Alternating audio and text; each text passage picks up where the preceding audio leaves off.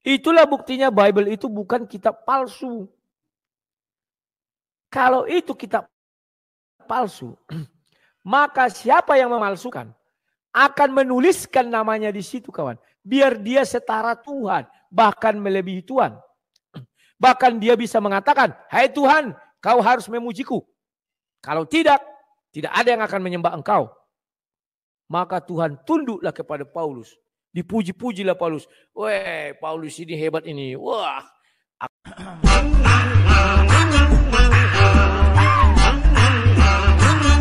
Apakah ada manusia setara Tuhan? Kalau kalian mengatakan ada, dan ketika saya tanya siapa, pasti kalian tidak jauh-jauh akan menjawab yakni Yesus Kristus, ya kan? Pasti itu kalian bilang. Ah ini kawan, ya.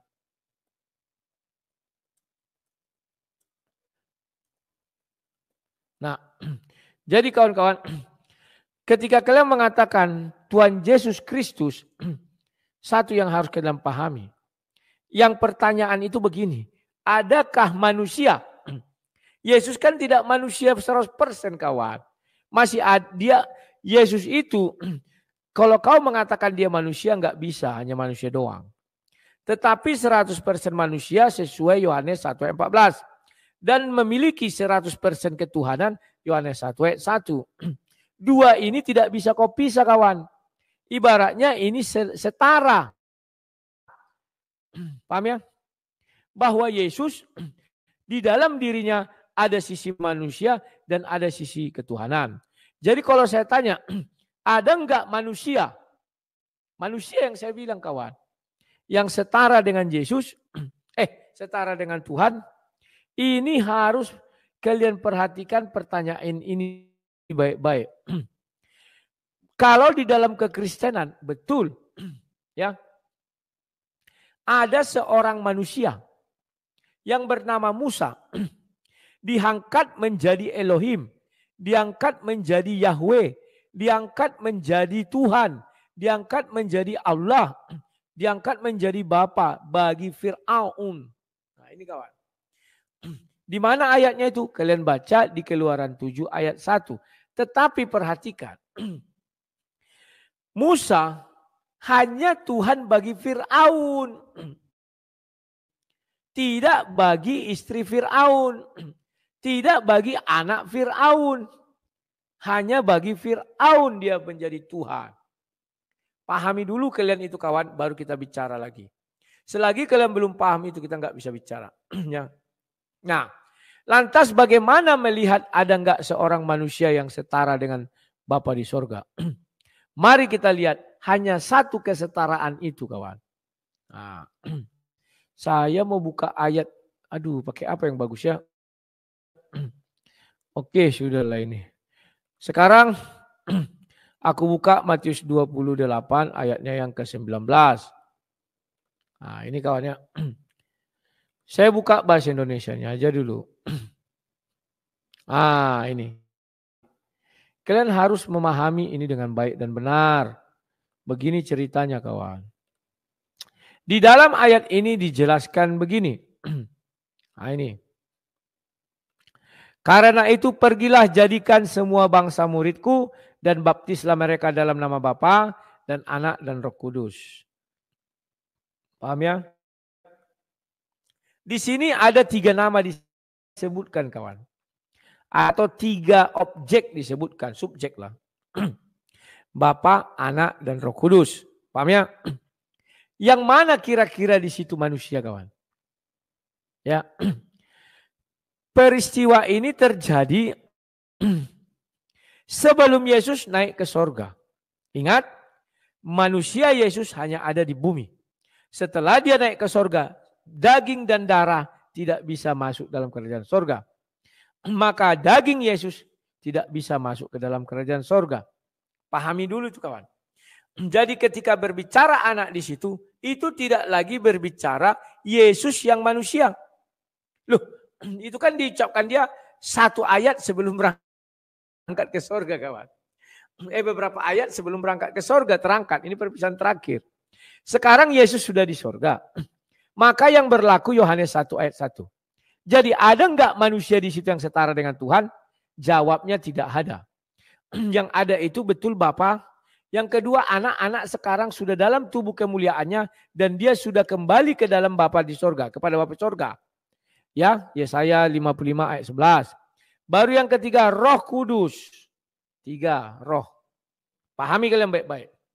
Jadi tidak ada kesetaraan manusia lagi di situ. Kecuali kalimat itu diucapkan dan Yesus sampai hari ini menjadi manusia di bumi misalnya. Nah, itu baru. Kali ini enggak. Dan atau kecuali kalimat itu diucapkan dan Yesus mati menjadi bangkai ditanam sampai hari ini enggak bangkit-bangkit. Menjadi minyak bumi. Nah, itu ayat itu masih berlaku. Bahwa di situ ada Bapa, ada manusia, dan ada roh. Paham ya? Jangan kalian sama-samakan Yesus dengan para jahanam-jahanam itu. Yang mengaku mereka ini pemilik sorga tapi mati dikuburkan sampai hari ini enggak bangkit-bangkit kawan. Aduh jangan berperan, aku hanya bicara tentang kekristenan loh. Oh siapa jahanam yang kau maksud? Ya banyak, Yesus Barabas juga kan begitu. Minum dulu kawan. Jadi jangan kalian percayai ucapan seorang yang mati, dia berbicara tentang kebangkitan, jangan percayai. Ya, saya bukakan dulu kepada kalian rahasia kitab suci.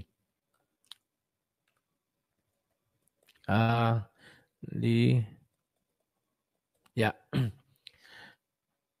saya bukakan sebuah rahasia kepada kalian tentang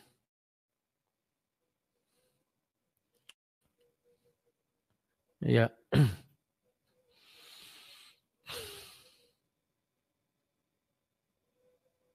Kamu boleh cari di perjanjian lama, ya.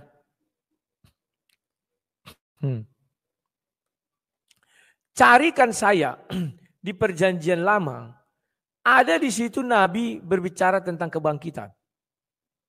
Dibangkitkan, kebangkitan. Ya. Coba kalian cari kepada saya. Sodorkan kepada saya, gunakan alkitab.me tadi itu. Ya. Ya. Oke. Dibangkitkan atau membangkitkan atau kebangkitan, pokoknya berhubung perjanjian lama ya. Coba kalian cari yang berbicara di mana seorang nabi berbicara bahwa ada kebangkitan, ada dibangkitkan pada hari akhir. Tentang manusia ya. Jangan kalian ambil misalnya contoh. Maka Tuhan membangkitkan hakim-hakim. Itu bukan membangkitkan dari kematian, tidak ya. Coba kalian cari kepada saya kawan. Coba kalian cari biar kita bisa membahas. Ya. Akulah Allah, ada juga sini ya.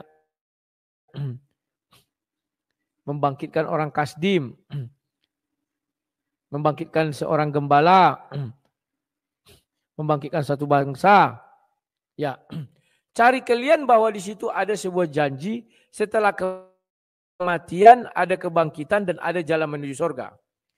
Cari kalian di Bible biar paham kalian rahasia surga kawan. Perjanjian lama tidak berbicara itu. Kenapa? Karena nabi-nabi itu sadar dengan apa mereka mau dibangkitkan. Ya. Karena waktu itu jalan kebangkitan tidak ada. Kutanya dulu kalian. Dengan apa mereka mau dibangkitkan pada saat itu? Enggak ada lampu. Ya. Coba kalian cari tahu. Ya. Orang-orang yang mati di zaman Adam sampai Maleaki dibangkitkan dengan jalan apa? Enggak ada kawan. Wah, waktu itu kan belum ada memang kebangkitan. Siapa bilang?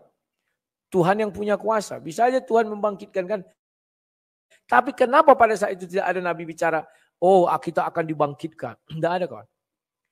Yang ada adalah setelah Yesus di kayu salib, ya, maka Yesus waktu itu disalibkan, kemudian dia mati dan dikuburkan, turun dalam kerajaan maut, naik ke surga kawan. Ya, Yesuslah baru mulai mengatakan kebangkitan daging. Kita di daging ini dibangkitkan terus dihakimi. Nah, dan dibuktikan Yesus di Matius 20 7 ayat 53, orang-orang soleh kudus itu dibangkitkan. Pahami dulu ya kawan-kawan. Nah, kalau kalian sudah paham, maka Alkitab menjelaskan tidak satu orang pun manusia yang bisa disetarakan dengan Tuhan, termasuk si Musa. Paham ya? Tidak bisa kawan. Untuk menjadi pengikut, untuk menyembah Bapa di sorga, tidak perlu nama Musa dikait-kaitkan. Saya belum temukan satu ayat pun di dalam Bible bahwa orang harus mengakui kenabian Musa dan mengakui ketuhanan Yahweh, baru dia bisa ikut menyembah Yahweh. Enggak ada kawan. Bahkan Ismail pun sudah bapaknya Abraham. Kan gampang Ismail, ya bapakku adalah seorang nabi. Dan Tuhan bapakku adalah Tuhanku, kan gampang. Tuhan tidak berkenan. Mengapa enggak Om Ibis? Ya, pikirkan. Tuhan tidak berkenan. Padahal bapaknya itu adalah bapak orang beriman, kawan. Pahami dulu ya baik-baik. Tidak ada yang bisa nama manusia disetarakan dengan nama Bapa di sorga. Tetapi yang bisa disetarakan dengan nama Bapa di sorga hanyalah nama Bapa di sorga, nama Anak itu, dan Roh Kudus. Karena ketiganya itulah ketritunggalan Tuhan. Di luar itu nggak bisa, kawan. Itulah sebabnya orang Kristen ketika dibaptis tidak boleh dalam nama Paulus. Ya, misalnya aku bersaksi membaptis kau di dalam nama Paulus sebagai rasul. Nah, gak bisa kawan. Begitu kau memasukkan di dalam ketiga ini, baptislah dalam nama ini. Misalnya Bapa, Paulus, dan Roh Kudus. Itu sama saja kau sudah mensetarakan Bapa di sorga dengan manusia yang bernama Paulus. Nah ini kawan. Banyak orang gak sadar. Loh, kan itu hanya sekedar sebutan, bukan artinya menyetarakan. Bro, kalau tidak ada nama Paulus, misalnya dibuatlah baptislah manusia dalam nama Bapa, Paulus, dan Roh Kudus. Artinya kalau tidak ada nama Paulus, misalnya ada perintah Yesus seperti itu, dan dibilang kami membaptis engkau dalam nama Bapa dan Roh Kudus, maka baptisannya itu tidak menjadi apa-apa. Maka itu sudah dibuktikan ketika murid-murid Yesus mulai membaptis. Ditanya, kamu sudah dibaptis? Sudah. Dalam baptis apa? Yohanes. Yohanes tidak berkata dalam nama Bapa, Anak, dan Roh Kudus. Pasti begitu. Maka ditambahilah. Bukan diulang. Mereka dibaptis lagi dalam nama Yesus. Paham ya? Ini namanya kesetaraan. Wah, kami kan tidak menyembah Paulus. Paulus itu kan hanya kami akui dia sebagai rasul. Misalnya begitu kan, Rasul Paulus. Iya, memang kalau kau tidak mengakui Paulus, memang kau bisa jadi menyembah Bapa di sorga. Kan nggak bisa. Andai kata nama Paulus ada di dalam Matius 28 ayat 19 itu kawan. Tapi itu hebatnya Bible. Ya. Tidak boleh satupun manusia setara dengan Tuhan. Kau mengejek kami, kau nih sang debater. Karena di kami ada manusia harus kami sebut, maka kami baru menyembah Tuhan. Kalau tidak kami sebut nama manusia itu, maka kami tidak bisa menyembah Tuhan. Ya memang itu faktanya.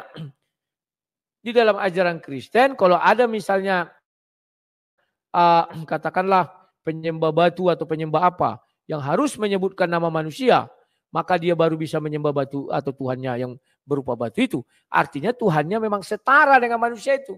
Tanpa manusia, nama manusia itu tidak ada yang menyembah batu itu. Dan tanpa nama Tuhan itu tidak ada juga yang menyembah batu itu. Saya bicara kekristenan.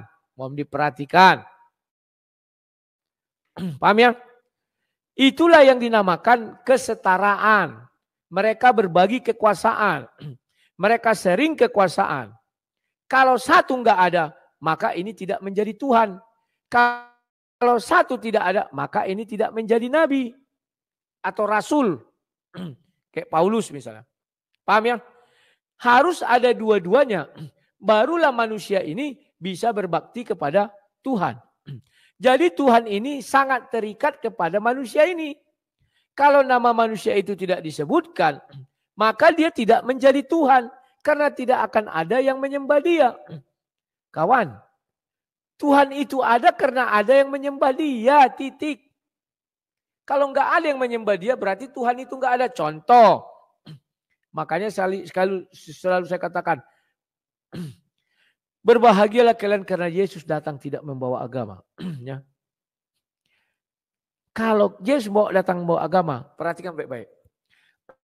Ini pulau A. Di pulau A ini tidak ada Nasrani, tidak ada Kristen, baik Ortodok, Protestan, segala macam Kristen tidak ada. Apakah di pulau ini ada yang bernama Tuhan Yesus? Apakah di pulau ini ada yang menyembah Yesus? Apakah di pulau ini membuktikan ada Yesus? Tidak ada Yesus, kawan. Karena tak satu pun isi pulau itu berbakti dan menyembah kepada Yesus. Jadi tidak ada Tuhan Yesus. Paham ya?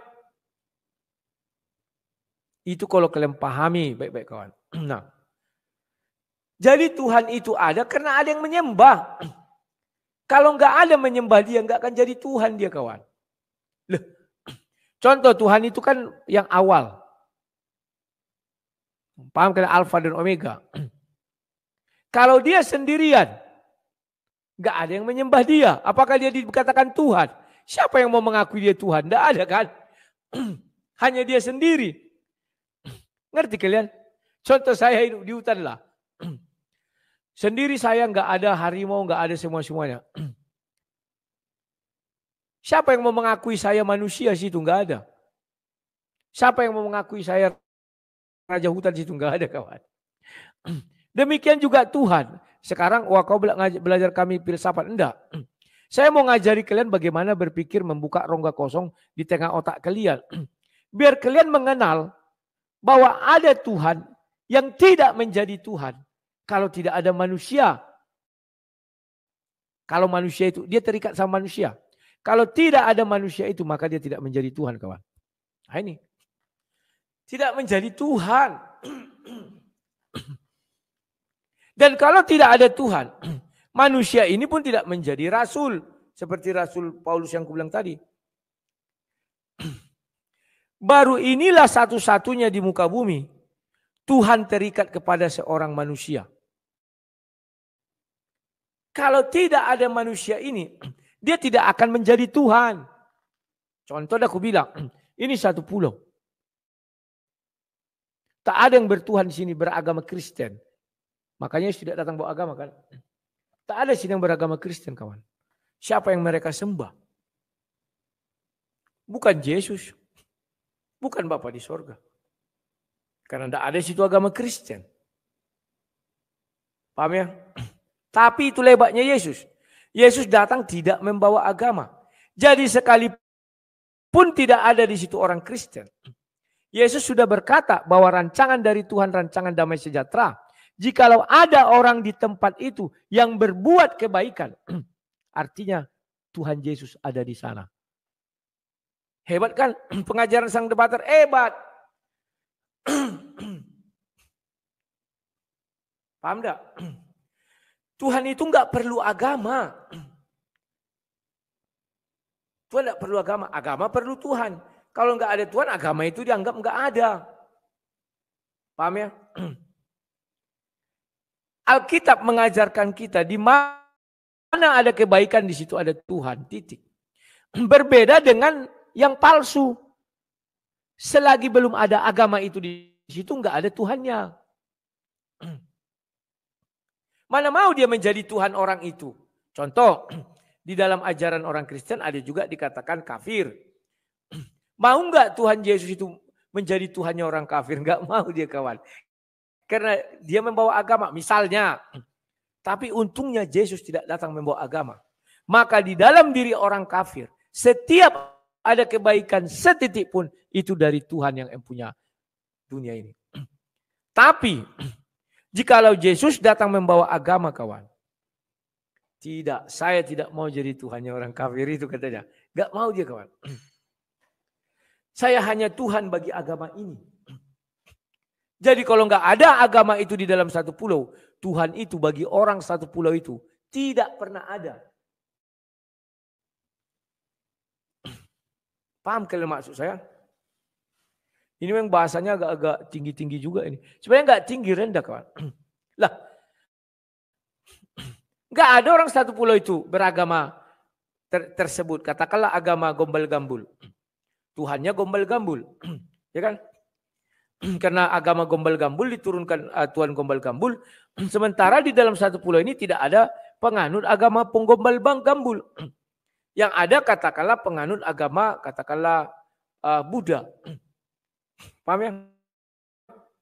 Maka di dalam pulau itu Tuhan yang ada ya Tuhan Buddha. Tuhan gombal-gambul nggak ada. Nggak ada itu kawan. Kenapa? Karena itu akan berhubungan dengan agama. Tapi kawan, Yesus mengajarkan. Baca kalianlah Galatia 5 ayat 22-23. Di mana ada kasih, sabar, pengendalian diri, 9 buah roh itu dari Tuhan. Artinya di situ Yesus ada. Paham kalian ya? Tapi kalau Yesus bawa agama, di mana ada agama itu, di situ ada Tuhan itu. Di mana agama itu tidak ada, Tuhan itu nggak ada di situ. Nggak ada kawan. Contoh astronot pergi ke bulan. Di bulan itu Tuhan mereka nggak ada. Karena di astronot, antara astronot itu orang Kristen semua. Atau orang tak beragama semua. Contohnya komunis. Berarti Tuhan mereka nggak ada di bulan itu. Kalau udah ada. Paham ya? Ini kalau kalian pahami. Itu enaknya belajar Alkitab. Maka pergilah jadikan seluruh bangsa beriku baptislah di dalam 3 nama. Tidak satu pun di situ manusia. Oh Yesus. Kan dibilang anak. Betul anak. Tapi Yesus tidak di bumi lagi. Tapi sudah di dalam surga. Paham ya? 3 kawan. Harus kalian paham itu. Tapi andai kata ada nama Paulus di situ. Contohlah. Baptislah di dalam nama Bapa di sorga dan Paulus. Maka Bapa di sorga dipenjarakan oleh Paulus. Kalau tidak disebut nama Paulus dalam baptis itu. Maka tidak ada yang menyembah Bapa di sorga. Bapa di sorga tergantung kepada manusia. Untuk dia menjadi Tuhan. Kelawak kawan. Kok Tuhan harus tergantung kepada manusia untuk dia menjadi Tuhan? Tanpa nama Paulus, nggak ada yang menyembah Bapa di sorga. Kalau sampai dibuat suruh, baptislah dalam nama Bapa dan Paulus. Itu bukan Tuhan, nyata-nyata itu bukan Tuhan. Kenapa saya berani mengatakan itu bukan Tuhan? Tetapi itu adalah iblis.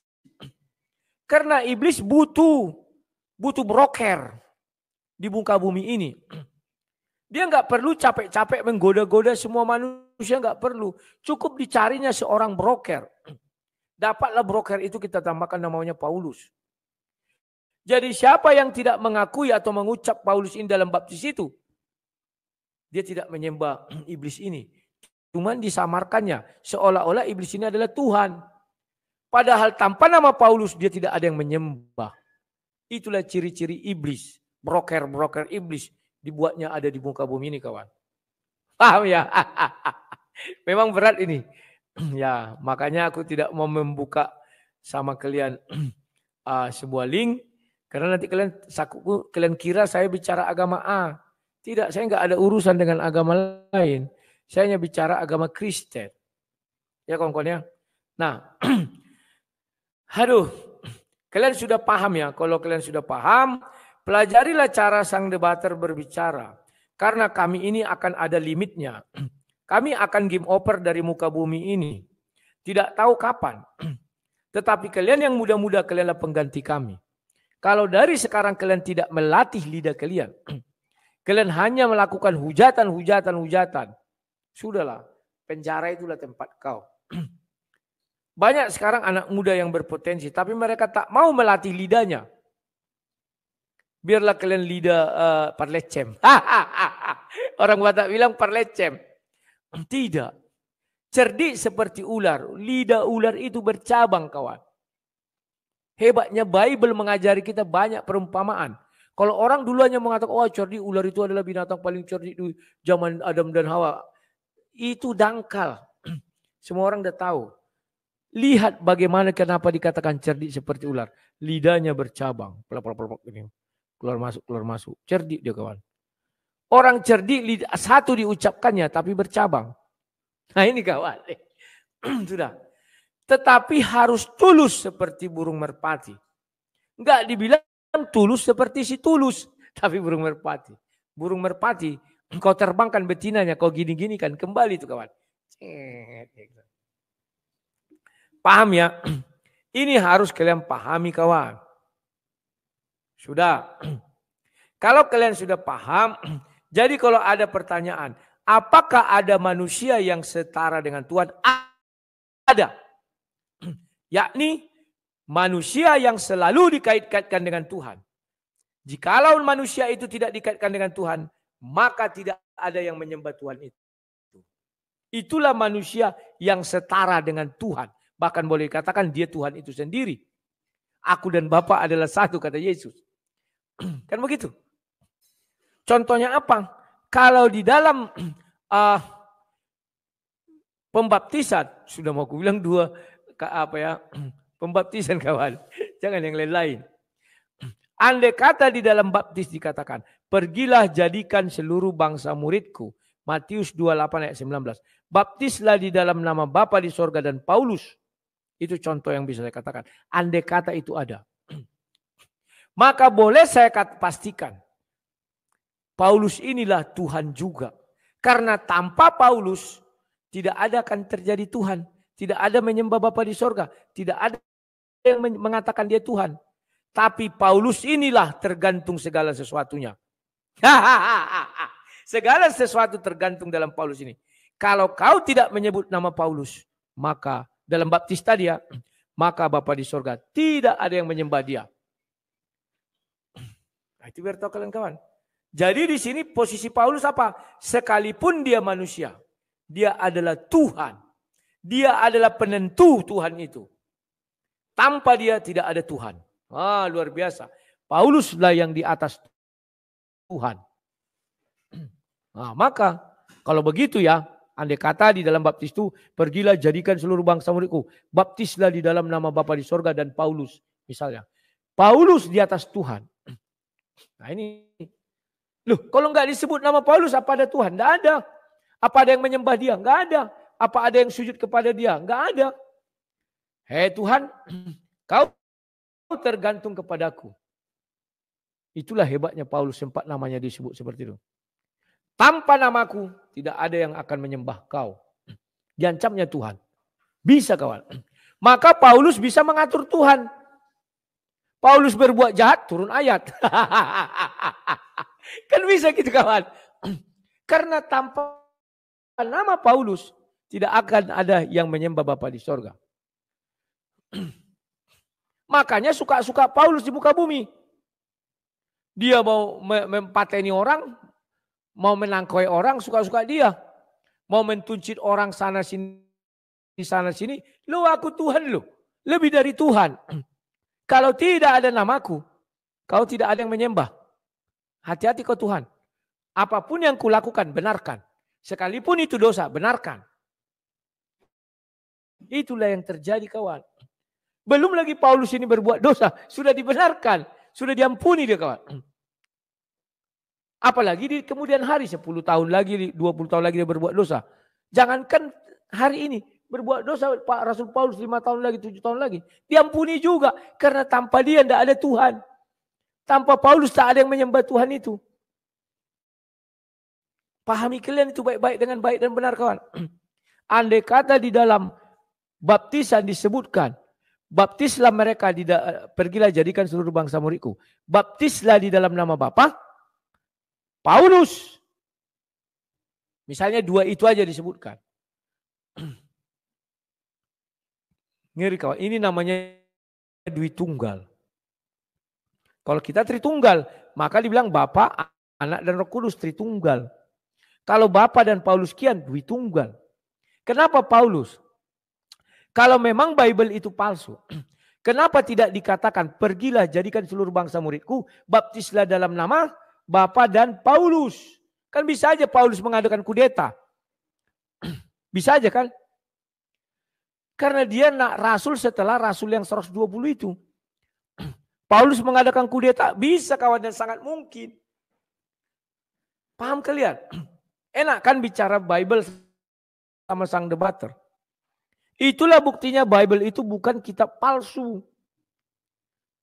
Kalau itu kitab palsu, maka siapa yang memalsukan akan menuliskan namanya di situ, kawan. Biar dia setara Tuhan, bahkan melebihi Tuhan. Bahkan dia bisa mengatakan, hai Tuhan, kau harus memujiku. Kalau tidak, tidak ada yang akan menyembah engkau. Maka Tuhan tunduklah kepada Paulus. Dipuji-pujilah Paulus. Weh, Paulus ini hebat ini. Wah, akhlaknya mulia. Pan dibunuh si Paulus pengikut Yesus banyak kali, kawan. Kan begitu, tapi enggak dilakukan Paulus kudeta. Paham kalian, mengkudeta Tuhan, disandaranya Tuhan. Seolah-olah Tuhan ini punya dosa. Yang apabila tanpa Paulus dosa Tuhan ini terungkit. Paham ya? Semoga kalian paham. Aduh, kok banyak yang marah-marah? Aku bicara Bible. Masa aku nggak bisa bicara kitab suciku lagi? Kalau gitu makan jambu lah aku dulu. Aku makan jambu batu gini, kawan. Karena kalau makan nasi banyak-banyak, kambu gulaku kemarin ku minum apa? Madu. Katanya bisa pahit, rupanya manis. Kurang ajar itu. Dingin.